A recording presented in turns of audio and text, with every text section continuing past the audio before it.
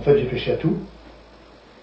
On pêchait le gardon, on pêchait tout ça. Donc on faisait des amorces, on ramassait des patates, on faisait cuire les chenilles, on faisait des amorces, machin. Et j'ai vu une fois un gars pêcher, je sais pas, j'avais 10 ans. Et puis le temps venu, le boulot, plus de temps pour aller trop à la pêche. Donc je pêchais à tout. Hein. Après, on se dit, j'ai pas beaucoup de temps dans la pêche. Je me suis dit, il va falloir qu'il fasse un choix. Quand tu as une centaine d'heures par an pour pêcher et que tu fais 10 pêches différentes, 10 heures de pêche, chaque technique par an, je vais être mauvais en tout. C'est un petit peu le cas aussi. Donc, je suis fait un choix. Donc, j'ai que la pêche à vue. Donc, j'ai passé tout le reste de ma vie, de 30 ans à aujourd'hui, à me pêcher. Alors, je pêche l'eau, hein. Mais il y a quand même le côté gobage. Quand je pêche l'eau, je le pêche en sèche. Je pêche en main vue que quand je vois le poisson, je pêche pas autrement. Après, c'est un choix que perso, hein, c'est pas un jugement sur quoi que ce soit. Donc, moi, il faut voir. Si je ne vois pas, si le cadre n'est pas beau, tu as commencé, mais donc le métier de guide de pêche. Hein. Ah oui. Donc Serge a eu deux vies professionnelles. Hein. Une vie d'entrepreneur. Et puis après, donc, dans les années 2000, tu t'es installé en Lozère après avoir passé le diplôme de guide de pêche. Un petit peu le monde de la pêche déjà. C'était relativement facile. Déjà mon premier boulot de guide de pêche, je suis parti aux États-Unis. Direct. Tout le monde a trouvé cette chance-là, j'ai eu cette chance-là.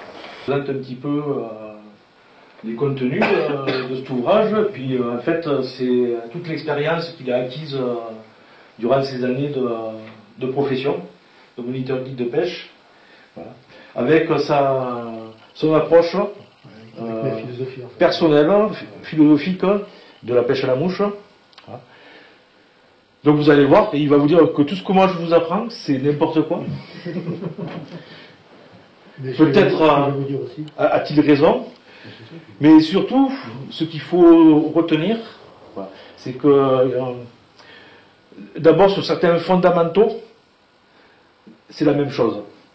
Après, chacun va développer une approche qui lui est personnelle, et que bien malin quand même le pêcheur à la mouche qui pourrait détenir la vérité, parce qu'il y a-t-il une seule vérité, hein, ou certainement différentes façons de s'y prendre, et aussi en fonction de ce qu'on recherche à mettre en place.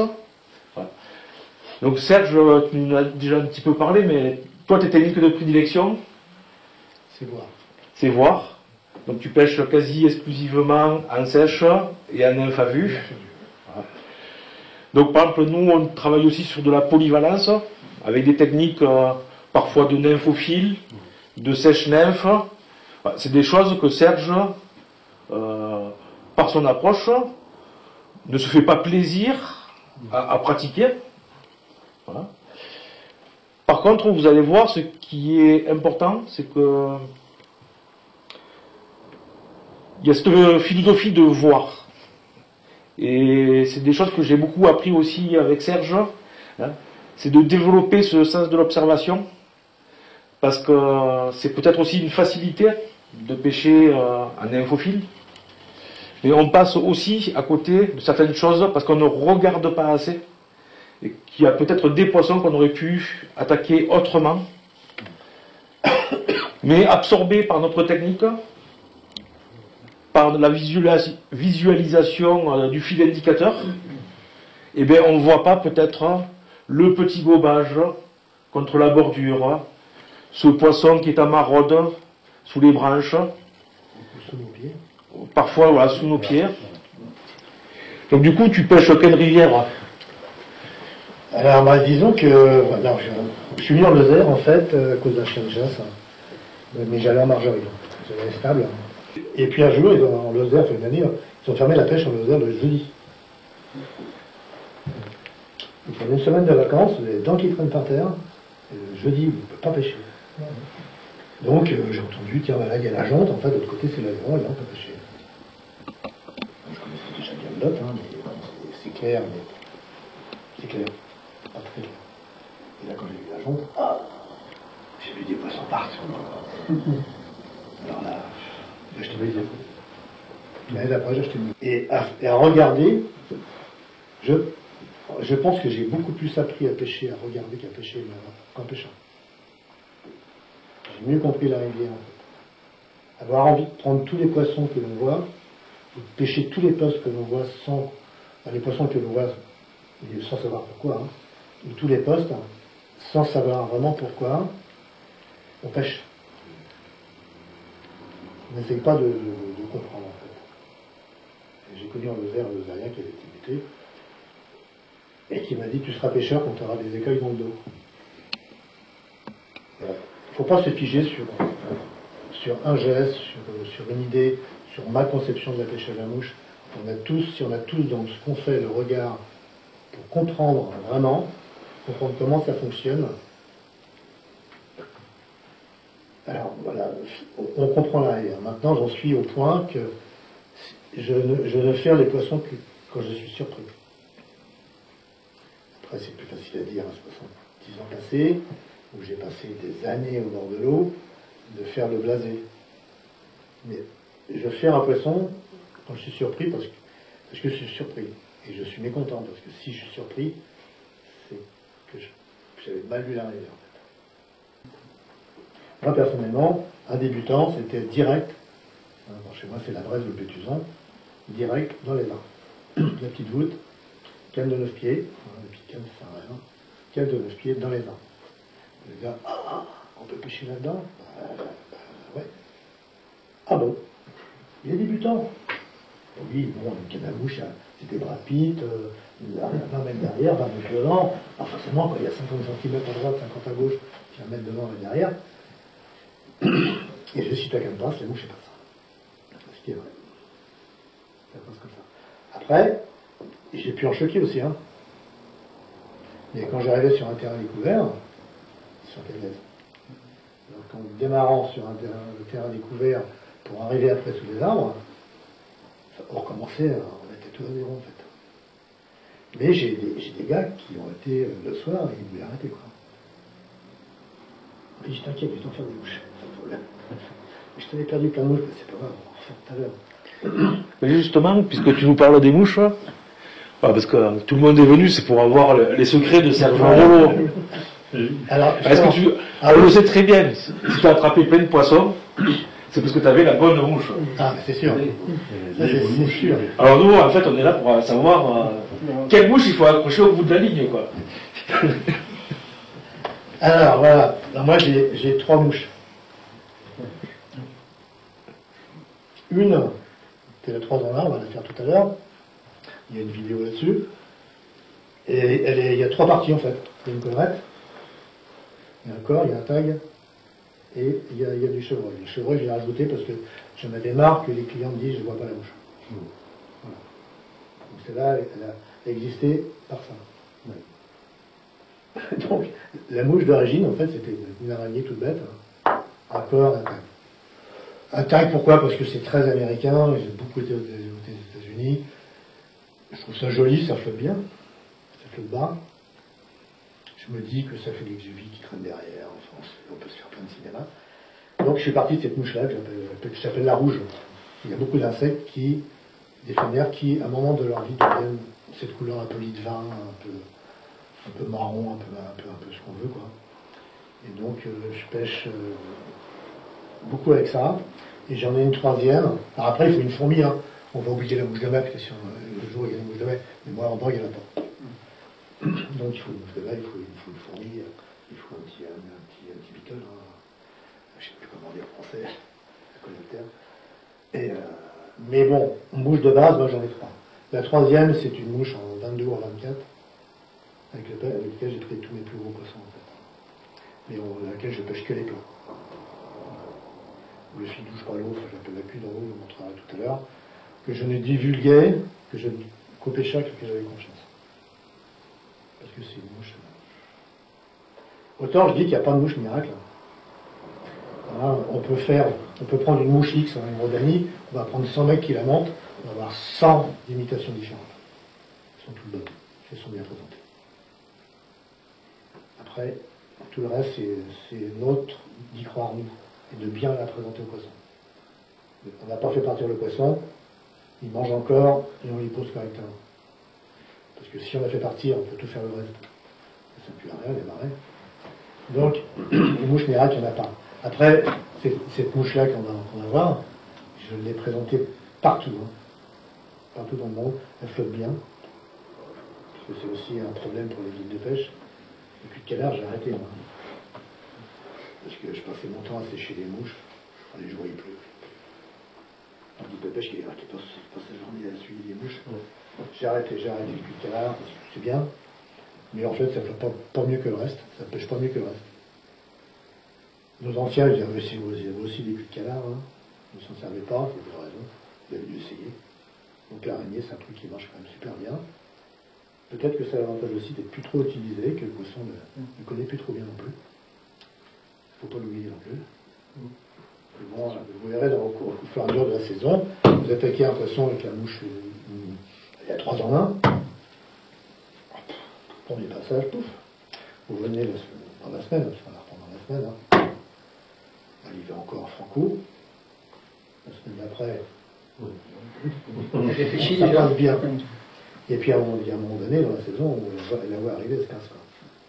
Donc il peut y avoir, je pense qu'il peut y avoir, j'en parle aussi dans le bouquin, il peut y avoir mémorisation, c'est pas un disque dur, mais je pense qu'il y a quand même un moment donné, ils disent voilà, putain, ça s'applique, il faut peut-être arrêter. Donc ces touches-là, moi j'en ai 3. Et là, il y a la 3 en 1 qui est utilisée par 90% de tous les pêcheurs du Canada, j'en ai beaucoup. Il y en a beaucoup qui sont venus régulièrement. La rouge, qui pour moi est plus polyvalente.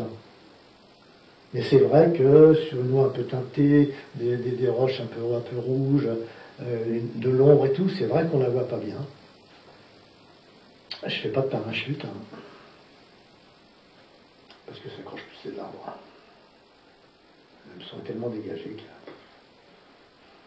Donc j'ai arrêté de faire les parachutes aussi. Donc je fais toujours, pour me faire plaisir, un petit cul de canard, mais que je fais et que je n'utilise pas. Donc j'utilise vraiment que 3 mouches, en 3 tailles. Donc il y en a une qui fait, c'est la 2 en 1, le cul dans l'eau. En fait c'est un montage avancé. Le corps, moi, je le fais en fibre de noix de coco. On peut peut-être faire une pause et les voir ou en monter une. Ouais. C'est baptisé par les gars. Voilà donc le tag. Sur le tag, voilà, c'est du Z long. Mais ça peut être n'importe quoi. C'est chiant.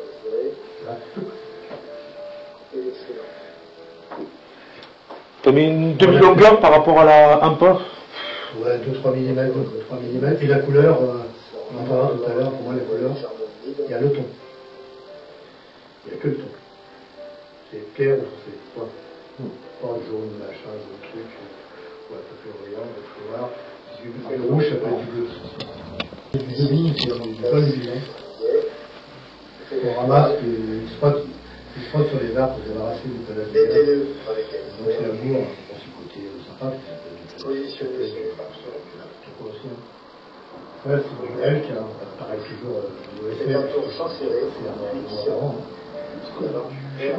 non, c'est pas du chevreuil, je reproche au chevreuil des troncs creux. C'est plus proche du cerf en fait. C'est pour le cul du chevreuil. C'est un peu comme ça, Virginie, non? Ouais, il fait pas du tout, hein. Ouais. C'est vrai comme un jeune, c'est pas. J'en ai toujours par l'avance. Faites vos enroulements, pas avoir coupé l'excédent. Je fais en 14, 16 et 18. Je fais 3 tailles. Plus on va dans la saison, plus on a. Après, dans un courant, tout insecte, il y a une petite mouille dans le courant, c'est rien. C'est l'énergie que le rapport. Devant, derrière, croisé, on ne se trompe pas. Dégagé, tiré. Je ne coupe jamais. Parce que si on coupe, après on coupe comme on va. Alors si on trouve ce truc qui est tendu, on découvre que ce qui peut arriver. Bon. Une mouche volumineuse, on fait 3 en 1, mais c'est 18. Et bon, 3 en 1, ça fait du steak, ça fait de la protéine, donc le poisson, il a du courant, il va y aller. Par contre, sur un plat, il a le temps de la regarder de près, il a du courant. Le soir, oui, d'accord. Dans la journée, une journée bien claire, le poisson un petit peu pêché, je n'utilise pas sur les plats. Je veux dire, mi-courant, je veux dire. La limite, ce serait le gnocchi qui est là, quoi. Là, je peux encore essayer le matin. Là, je me trouve plutôt là, je ne pêche pas. Si je vais pêcher, donc, c'est celle que j'utilise vraiment, que je peux utiliser partout dans le monde. Donc, un gros gobage, ça veut dire quoi? Petite truite. C'est sûr qu'il y a la livre, c'est non, un petit gobage, c'est qu'il y a une explication. L'explication, elle est que logique. Alors, j'ai eu petite truite, c'est qui a la grosse truite? Elle est là, quand même. Grosse truite? Non, oui, ça peut être une petite, ça peut être une grosse, mais ça veut dire que c'est un poisson qui va prendre un insecte qui ne peut pas lui échapper. Pas besoin de se passer, pas besoin de se précipiter, ça va accueillir. Alors qu'est-ce qui ne peut pas lui échapper? Un stump.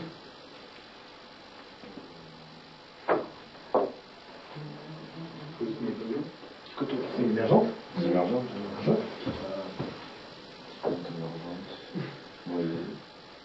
Un truc qui. Un petit terrain, une fourmi. Oui. Les fourmis, pas des gros gomages. Un petit terrain. Un petit, il faut bien penser petit. Si on a un coléoptère ou une sauterelle, là, elles y vont. Okay. Donc en fait, l'analyse que vous avez sur un gomage, le choix qui est de votre mouche, ça veut dire, bon, elle prend quelque chose qui ne peut pas y échapper. Bon, après, on va le regarder en l'air.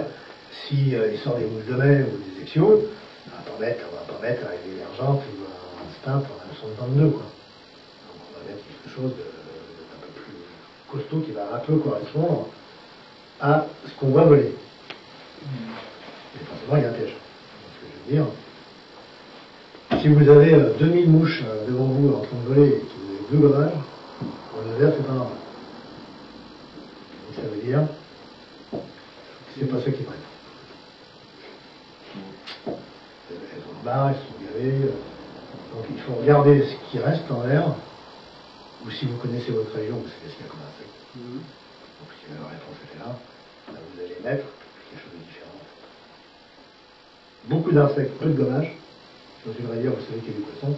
Ça veut dire que c'est pas la mouche. C'est pas la mouche. Alors la version, j'y ai passé toute ma boîte. Elles n'en voulaient pas. C'est pas la bonne version. Alors j'ai vu, j'ai passé ma boîte, t'arrives, t'as 10 mouches. Et encore, du matin au soir. En même temps, 10 mouches différentes. Il n'y en a pas tant que ça, j'ai passé ta boîte, t'as pas une seule mouche qui est passée correctement. C'est logique. C'est que de la logique. C'est ma philosophie, en fait. Parce que j'ai regardé, j'y ai passé mes boîtes. Un passage, 2 passages, je n'en veux pas, c'est pas la bonne. Eh bien, est-ce que je m'étais posé la question de savoir, est-ce que j'y ai passé comme il faut et si on se précipite, c'est ce que j'expliquais tout à l'heure, Sébastien, si on se précipite, on ne le voit pas, on ne le regarde pas, on ne comprend pas. C'est pareil au leurre, exactement pareil. Tu ne regardes pas l'arrivée avant, tu balances ton truc en disant, c'est un tout petit qui va s'accrocher, ça va venir. Ça marche? Pas comme ça. C'est valable partout. On peut peut-être... un peu technique. Non, mais voir notamment... que tu nous parles un peu du posé courbe, dans le prolongement là, de ce qu'on vient de voir. Voilà. Parce qu'il y a quand même des gens ici qui ont une certaine approche déjà. Et après, il y a des petits détails. On va commencer par la ligne droite. Ouais. Donc je ne pêche jamais comme ça. Sauf s'il y a des normes. Je suis obligé. Jamais je pêcherai pas. Je pêche toujours. Et vers le bas, là vous allez vers le côté.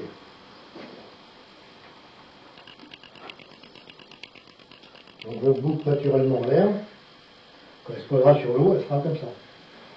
Si vous ne voulez pas absolument aller tout droit. Je bannis le lancer tout droit. Sauf parfois on a pas vu, on est obligé de... En sèche, aussitôt qu'on peut, ne mettez jamais de soie sur... Le poisson il est là. Si vous mettez la soie dessus, là, on en prend des poissons. Et pas que la soie. Et pas que la soie. Même la pointe. Même la pointe. Même la pointe en 10 centièmes. Parfois. Et puis alors, on va rentrer dans l'excès. Il y a un poisson. C'est horizontal quand même. Hein. Vous avez la mouche qui arrive là. Vous avez le fil. Le poisson il va voir la mouche, il va reculer, il va prendre. Il va faire ça pour la prendre. Hein, d'accord? Je suis vachement bon dessinateur. C'est pas moi qui ai fait les dessins. Non, mais qu'est-ce qu'il va...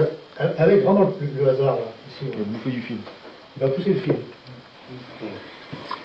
C'est-à-dire, j'ai raté. Non, c'est la truc qui a raté la mouche, parce qu'à chaque fois, elle a poussé avec le fil. Si on est parfaitement en ligne, et je vais dire que 80,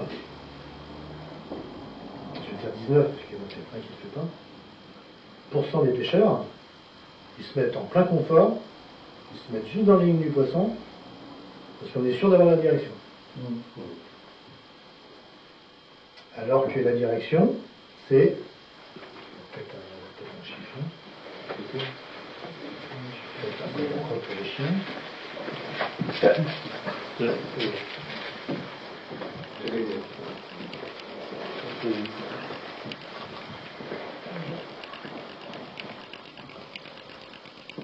Donc mon souci permanent, en nymphe comme en sèche, c'est que ma mouche passe d'abord. Toujours.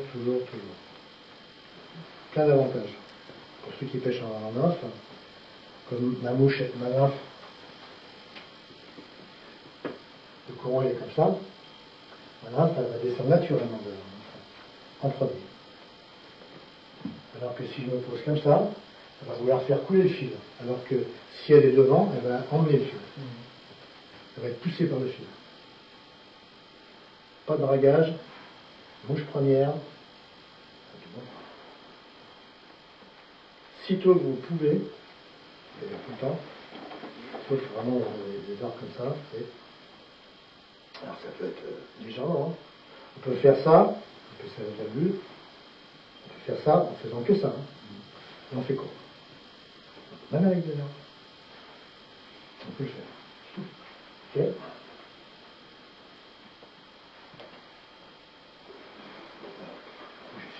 Sur autre chose. Ouais, donc, la ligne droite, c'est quoi? C'est entre deux points.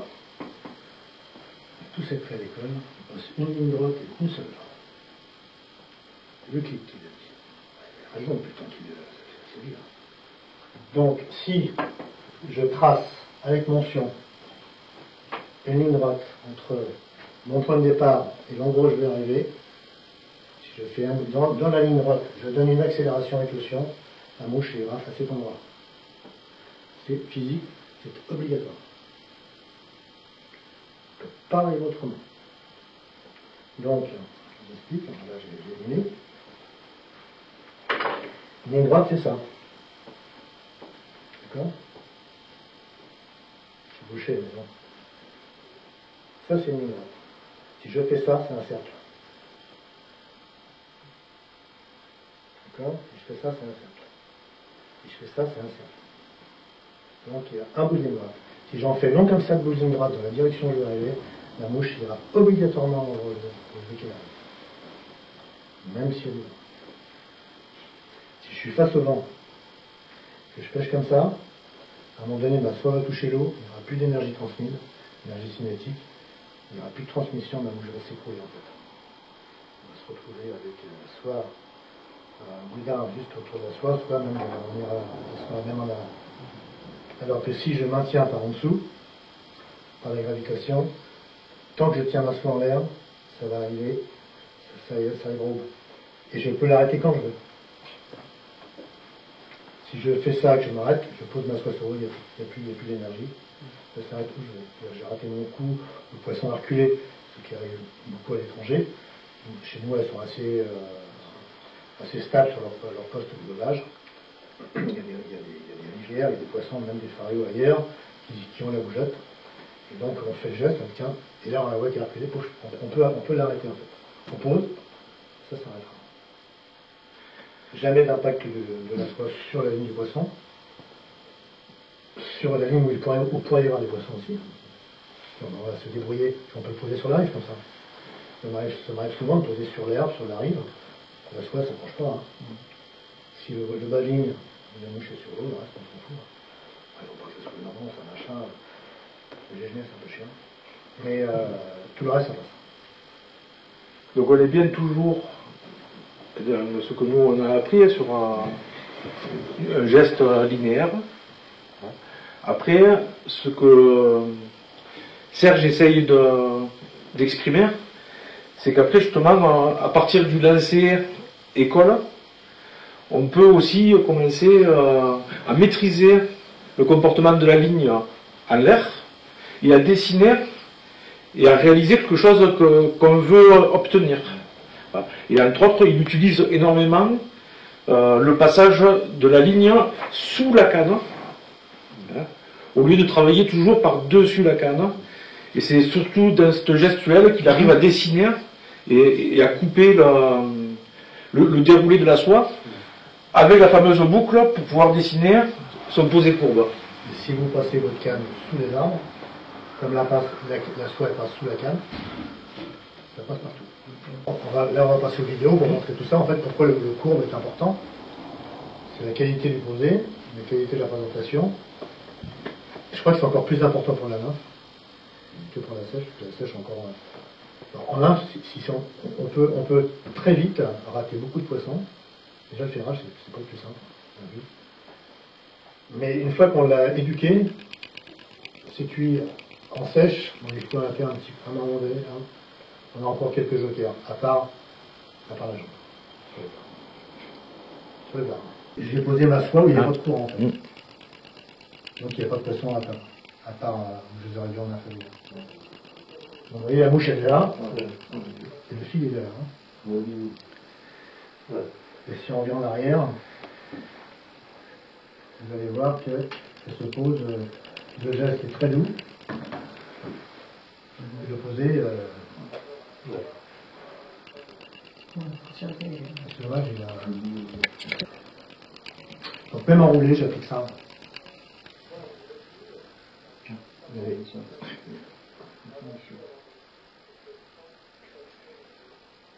voyez, c'est courbe. La bouche va arriver en premier. Ça, c'est le classique.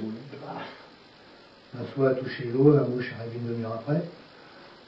Donc le poisson est pas venu. Alors que là, normalement, ça se passe sur ça. Hop là. Complètement décalé la veine de nourriture, forcément, évidemment. Hein, ici. C'est là que je cherche, avant j'avais fait tout. Et là, il y a 20 mètres. Hein. Donc j'exagère, 15 mètres. Vous attrapez la soie. Vous tendez votre bras qui tient la canne. Vous le tirez en même temps, dans le même mouvement, sans vouloir pousser. Vous lâchez. Vous allez voir. Même en arbalète, je vais aller à la même distance que le rouleau.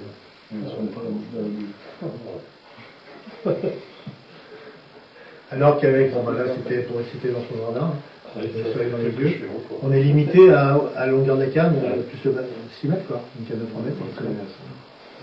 La première fois qu'il prend le poisson, et vous allez faire balancer, vous avez pris une truite, et lui il a fait balancer, il a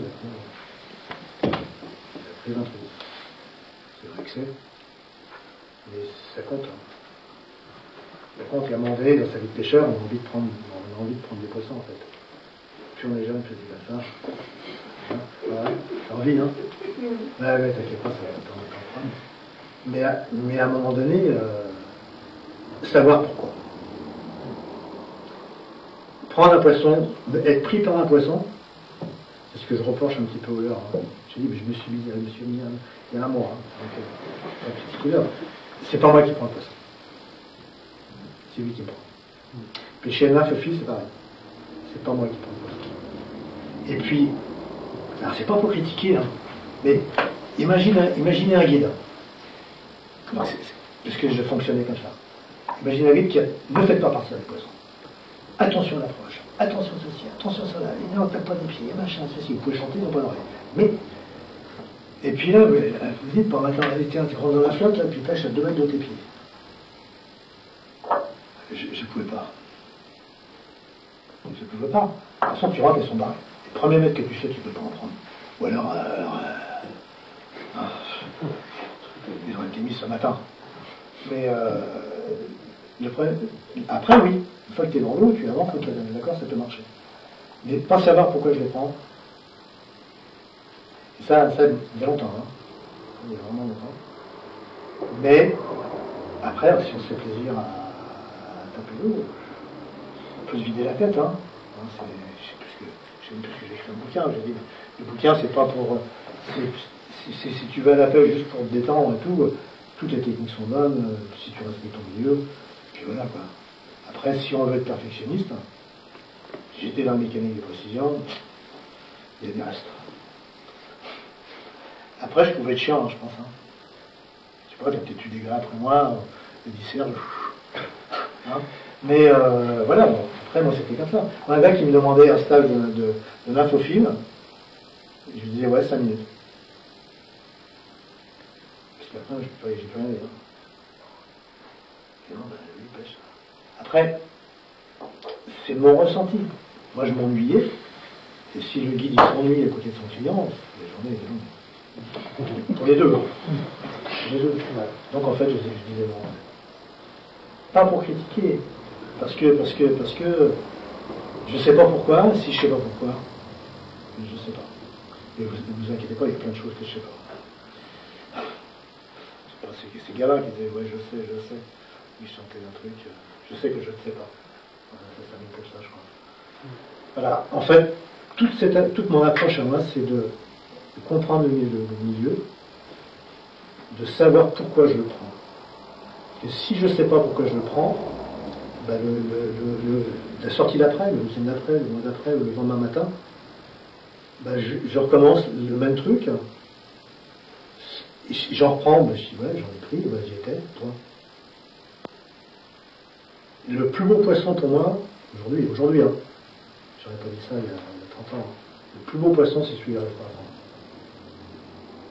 Après, j'étais 6 mois bord de l'eau tous les jours. C'est facile d'avoir ces discours-là. Quand on est pêcheur, qu'on a le boulot toute la semaine, qu'on les emmerde, qu'on a tout ça, puis qu'on attend ces 8 journées de vacances. Moi, je viens de ces 8 jours de vacances, je voyais un gobage, j'y allais en courant, quoi. Puis le Zaria qui est à côté, là, quand il est en garde maintenant. Arrête, Serge, si tu cours, tu feras rien. J'ai raison. Le lendemain, je ne courais plus. Mais, quand je suis revenu la semaine après, le premier gobage, j'étais au courant. Maintenant, quand je vois un gobage, je vous conseille. Si en fait, vous avez envie de le prendre, mais si vous regardez vraiment ce qui se passe, en regardant ce gobage-là, vous allez en voir un autre, plus près, à moins qu'il soit à 10 cm de vos pieds, mais en prenant le temps de regarder la rivière, vous verrez beaucoup plus de choses, vous verrez beaucoup plus de poissons, vous allez comprendre comment ils marchent, et mathématiquement, vous en prendrez plus. Vous ne prendrez que des poissons qui mangent déjà. Pêchez les gros trous, tout le monde putain, la grosse du trou là, la grosse du trou, il y a des heures de pêche dans l'année, vous êtes au mois de juin, fin juin là, il y a des mecs qui ont pêché à tout là. Et au Montréal, à tout. Même les gars qui font gaffe, à tout. Il y a des heures de pêche là. Donc les grosses, ils sont plus. Ils vont y être en septembre quand il y a un mois d'eau, qui vont chercher un peu d'eau. Mais les gros trous, je les pêche pas. On marche jamais du côté où il y a des caches. Donc si à un moment donné, on est sur du sable, ok, on regarde si ça marche pas quand même. Et là on pêche le côté où il y a des caches. Puis après les caches, ça change de côté, parce que la rivière elle tourne. Ah, puis il faut traîner sérieux, on va faire quelque chose, faut pas dire, je me mets au milieu, puis vas-y Toto, boum. Devant moi, je monte des poissons. Et des poissons qui. Il fait gaffe, il est avec les gars derrière qui n'arrivent. Voilà, donc. Il faut savoir sortir de l'eau, il faut savoir s'arrêter. un poisson qu'on a un peu merdé, qu'on voit qu'il n'est plus en activité, eh ben on attend. S'il fait 10 centimètres, c'est moins motivant que s'il fait 1 mètre. Mais si on ne fait pas l'effort pour les 10 centimètres, on ne fera pas pour les autres non plus. On devra aller plus loin, plus vite, plus vite. C'est un peu ce que Flo nous a montré sur le Tarn quand on a fait la sortie, ce que tu avais fait. Ouais. D'après, quand il a fait les poissons. Quand il a fait au premier lancer, là, quand il a fait du bord. à genoux alors qu'il était à 1 mètre du bord. Je de suite. Moi, le Tarn, je pêche, oui. Mais ça, je pêche pas. C'est là où on pose les pieds directement en rentrant dans la rivière, et au final, le poisson il est là. Pourquoi?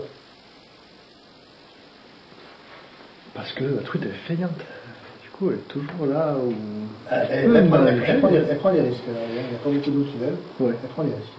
C'est vrai. Non, il y a une raison. Elle est en train de manger. Oui. Il y a peut-être moins de courant que dans la peine à côté, mais il y a toujours autant de C'est le Donc, la température de l'eau et la température élevée, Ouais. les insectes sont un peu plus matures. Donc les émergences se feront à ce niveau-là en premier. Elles sont à table. Elles sont réfectoires.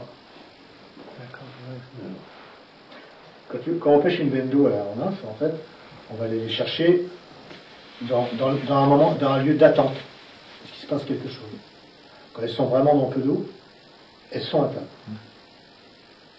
Il ne faut pas commencer où il y a 50 cm d'eau, il faut commencer où il y a 5 d'eau, quoi. Ouais. Là, on les voit, si on prend le temps de regarder, on les voit pousser les cailloux, et on les voit prendre les nymphes qui ont décollé, qui sont en dessous, en fait. Elles sont là. Elles sont là, c'est parce que les insectes sont plus matures là, la température de là est plus chaude. Donc les insectes sont là, les poissons aussi. Alors justement, tu en as déjà un petit peu parlé de la nymphe à vue, mais bon, c'est une technique qui est réputée relativement complexe. Qu'est-ce que tu en penses? Est-ce que c'est vraiment fondé? Et quel conseil tu donnerais à quelqu'un qui souhaiterait débuter un petit peu dans la pêche en nymphe à vue? Alors, le calme.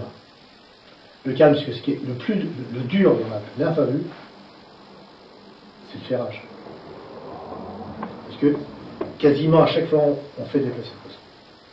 On le fait barrer parce qu'il y a peut-être sur la tête ou qu'elle était stressée déjà, elle nous a senti arriver, ou elle nous a vus, ou elle était sur le départ, vous posez avec la cascasse. Vous avez vu un petit exemple tout à l'heure, sauf qu'elle est revenue. Et c'est juste le ferrage. Vraiment, le plus simple, il n'y a pas plus simple que ça, il n'y a pas. Quoi. Vous voyez le poisson, vous voyez où il est, vous voyez de quel côté il mange, et vous voyez à quelle profondeur il est. Qu'est-ce qu'il faut de plus? Qu'est-ce qu'il faut de plus? Après, trop lourd, on gratte le fond.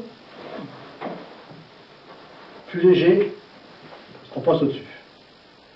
Mais, même quand je pêchais d'autres poissons, j'ai toujours commencé à pêcher en haut. Parce que quand je pêche en haut, je pêche 100% des poissons. Okay, je pense que c'est une hérésie de commencer à pêcher le fond directement. Et tous les poissons qui sont intermédiaires, on ne les pêche pas. Donc quand je pêchais la perche, n'importe quoi, je pêchais en surface. Et après, j'allais les chercher. Je commençais pas par le fond en disant que je vais remonter. Parce que quand je pêche en haut, je pêche toute la colonne d'eau. J'ai 100% des poissons en dessous. Si je commence au milieu, faire basique, je pêche que 50% des poissons. Et si je pêche au fond et qu'ils sont tous au-dessus, non. Donc, moi je commence toujours en haut. Si on n'est pas 100% dedans, on n'y arrive pas. Et là, c'est là. Là, c'est stressant. Et comme on est 100% dedans, tout ce qu'on peut, les petits problèmes qu'on peut avoir, le boulot, de n'importe quoi, de la vie de tous les jours, là on vit. Là on vit. Et le soir, moi quand je fais des séquences pour moi de nymphe à vue, je ne fais jamais le coup du soir. Rincé. On pêche 5 poissons, c'est quand on a choisi. Les 5 poissons, on est rincé, quoi. Parce qu'on est tellement concentré que le saumon comme la truite de mer, je pêche tout amont. Je me refuse à pêcher amont. Alors, je suis en train de pêcher, il y a un gobage devant, je passe le coup de soir, j'entends un gobage derrière, là je vais pêcher à main. Mais dire je vais faire une séquence de pêche à main, je refuse de me mettre face au poisson. Je veux pas, comme je pêche courbe, je passe par bière. Aux États-Unis, ils pêchent beaucoup de 3 caravales, parce qu'ils savent pas pêcher courbe en fait. Et puis c'est des poissons qui bougent. Donc en fait, les gars ils descendent ils se mettent dans la rivière, ils pêchent les bordures en descendant, pêchant 3 caravales, donc une bonne dérive, comme les gars font sur la Dordogne. Et j'ai eu la chance de vivre en Islande, et tous les saumons vus sont montés. Ah bon. Et avec un 78. Avant les piques pas. 18 on arrive à les accrocher. Mais ils viennent. Tous. Il n'y a pas un qui ne vient pas. Mais ah bon. Ils voient des hordes de pêcheurs. Des hordes de pêcheurs qui pêchent à noyer, à vache, qui leur grattent le dos avec la soie tout le temps. Ça, on voit les paquets de saumon qui se barrent dans tous les coins. Et après, on va nous dire que les saumons, ils mangent par agressivité. Ils prennent la mouche par agressivité. Vous trouvez une logique, vous? Un poisson d'un mètre qui attaque par agressivité une nymphe en absence d'avril 16. À ce moment-là, toutes les brindilles d'herbe, toutes les feuilles, tous les bouts de bois, ils attaquent tout, là. Nous, ils ont gardé en mémoire le fait de manger. Et vous, enfin, je sais pas, essayez de voir des saumons, vous regardez, les truites, ils sont pêchés, les saumons, ils viennent d'arriver, machin, ils vont pas. Vous voyez un saumon, vous balancez un caillou, il prend, quoi. Systématiquement. Il n'y en a pas un qui ne va pas. Puis d'ailleurs, pareil. Donc je me suis mis à changer ma technique de pêcher. J'ai pêché à mont. Et alors parfois on ne les voit pas. Dans les fosses, on ne les voit pas. Pour ceux qui sont là, il y a un martionnage. Imaginez, on va transposer ça sur un gobage. Donc en fait, je pêchais en surface, jamais au fond. Avec n'importe quoi. Streamer jaune, bleu, vert, rayé, j'ai tout fait. Pour jouer. On n'a rien à foutre. Rose, blanc, jaune, rayé, dans le sang, dans le longueur. N'importe quoi. Mais je pêchais à mont, je repérais, je voyais ou le poisson ou le marsouinage. Je pêchais au-dessus, la canne est haute, mon streamer, petit streamer en lapin, ou une faisant de taille, ou une sèche. Et je descendais à toute bas, quand c'était une sèche, c'est descendre normalement, et un petit streamer, j'accompagnais la descente en tirant un petit peu, pour que ça reste en surface. Donc je voyais mon streamer, dans les clients, ça. Je l'ai montré une fois, puis après, je faisais pareil. Pas tous. Très peu d'ailleurs. Il y avait chez saumon partout, là, c'était pas comme ça, donc on peut pas. Et là, on voit ce grand truc qui arrive, tout doucement. Ça va tout doucement. Ça ouvre une gueule comme ça. Vous êtes derrière. On pêche en noyer. Le saumon, c'est God Save the Queen. Hein. God, dans le bouillon, God Save the Queen. Là. Si on attend qu'il se retourne. Pour faire. Les gens, on est derrière. Direct dedans. Hein. Direct. Hein. Et j'ai plein de gens qui n'ont jamais voulu faire. Je leur montrais. J'en reprenais un devant eux. Ils partaient pêcher, ils me retournaient,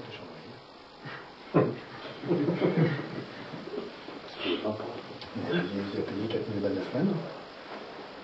Pas moi, là, je bossais pour un tour opérateur. Hein. J'aurais bien voulu faire 4 000 balles la semaine. Mais voilà. Si un jour vous avez l'occasion de pêcher ça, oubliez, écoutez un vieux là, faites-le, bordel. J'en ai un qui le fait, un sur. Bon, au Canada, il n'y a pas le droit. Il va y avoir une raison. Et à l'Écossaise, il n'y a pas le droit non plus. Il y a forcément la raison. De pêcher à mont? Oui. Et en a. Il y a forcément raison. Pêcher à mont. Le saumon à truite de mer, pêcher à mont. 100%. 100%. Tout à l'heure, on parlait du poser courbe. Donc, quand on pose tout droit, c'est très beau. Hein. Joli. Le problème, c'est que dans une rivière, entre votre Sion et la Mouche, on peut dire 15 mètres, il va y avoir 15 mètres, il va y avoir 15 remous, 5 courants différents. Donc si vous posez tout droit, ça drague. Vous ne peut-être pas forcément, mais ça drague, c'est obligé. Vous avez perdu. C'est là qu'on attrapait plus de poissons quand on était des débutants et qu'on lançait comme des patates. Et parfois, avec l'apprentissage, notamment du fameux lancer linéaire, il y a un moment, étonnamment, on fait moins de poissons. Donc après, une fois qu'on a capté le lancer, après il faut savoir améliorer les présentations, et c'est pas forcément en présentant de façon tendue une ligne. Alors parfois il faut étaler, plus ou moins correctement, mais étaler, c'est pas tendu, il y a déjà une subtilité. Et après, très souvent, le palier supplémentaire, c'est de faire le posé courbe, et parfois revenir au posé en paquet, un bon petit posé de débutant là. Le temps que la mouche le dérive, le fil il va avoir le temps de se détendre et ça va pêcher. Donc c'est vraiment le piège de la progression, c'est qu'une fois qu'on s'est lancé correctement, et bien des fois on est trop dans ce truc, droit.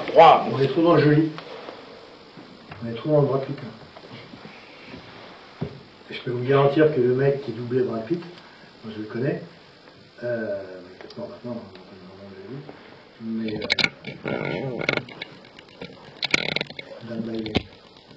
Voilà, donc vous avez un courant, comme ça. Donc j'expliquais, votre mouche est ici. Posé, c'est tout droit, c'est super beau. C'est super beau, mais le problème c'est qu'ici il y a un bloc, ici il y a un bloc, donc là il y a un courant qui passe par là, qui passe par là. Ici vous allez avoir un autre, donc ça va repousser par là, donc la soie va partir par là, elle va revenir par là. Votre mouche là, elle va strier en fait. Elle va draguer. En lave pareil.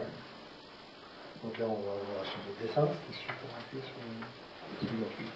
Vous avez la surface de l'eau. Vous posez tout droit, votre nymphe là ici, puisque vous allez repérer un poisson qui est là. Votre nymphe pour arriver là, il va falloir qu'elle fasse couler tout ça. Avec le courant. Vous êtes tout droit, forcément ça va draguer pour la même raison que tout à l'heure. Hein. Okay. Et si vous faites un posé courbe, là, le courant est là, le temps que le courant rattrape la courbe que vous avez mis là, vous pêchez des mètres. Sur la truite, c'est pas très important. Sur l'ombre, on peut faire des très longues dérives, parce qu'il peut y avoir des ombres à lier sur la rivière. C'est super important d'avoir une dérive pêchante longtemps. C'est super important. Bouche première, c'est mon surnom. Voilà. C'est ça le plus important en fait. Bon, vous avez respecté votre milieu, vous n'avez pas fait partir en arrivant. La bouche, c'est pas très important. Le micro boucle. Ouais. Éteins le cœur. Ah voilà. Alors on va revenir, vous allez voir. Je vais mettre le son où ça ne devrait pas parler. Ah non, c'est la musique quand même. Vous voyez, je bouge à peine le sion, la mouche n'a pas laissé faire rien. Alors que là, elle bouge qu'elle a. J'ai monté mon sion d'un mètre, ça n'a pas bougé. Et là, je fais ça. Boum, c'est ferré. Hop. Direct. Hein. C'est instantané. C'est comme ça.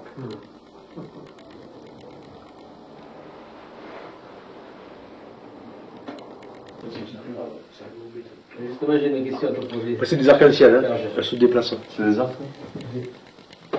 Les truites, hein, il y a des moments où elles débranchent complètement et elles oublient toutes les règles de sécurité. Ouais.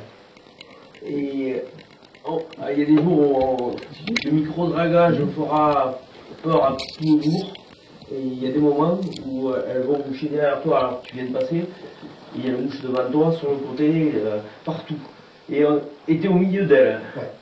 Qu'est-ce qui se passe dans leur tête? La réponse que je donne, elles font avec en fait. Elles savent que tu es là. Ah oui, oui, mais ça, Donc elles gèrent, elles te gèrent. Il y a tellement de tentations alimentaires, c'est l'aubaine pour elles, il faut en profiter. Ouais.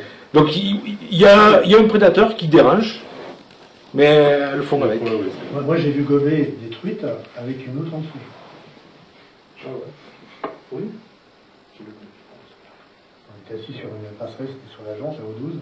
J'étais sur la passerelle, j'étais avec un gars qui a un gars qui tient un pêche à Orléans. Et on a vu la route me passer entre les jambes.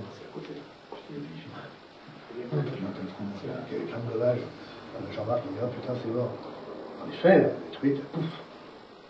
Tout qui est trop agité. Puis on voyait la loutre qui allait sur la gauche. Puis tout les truites sont venus.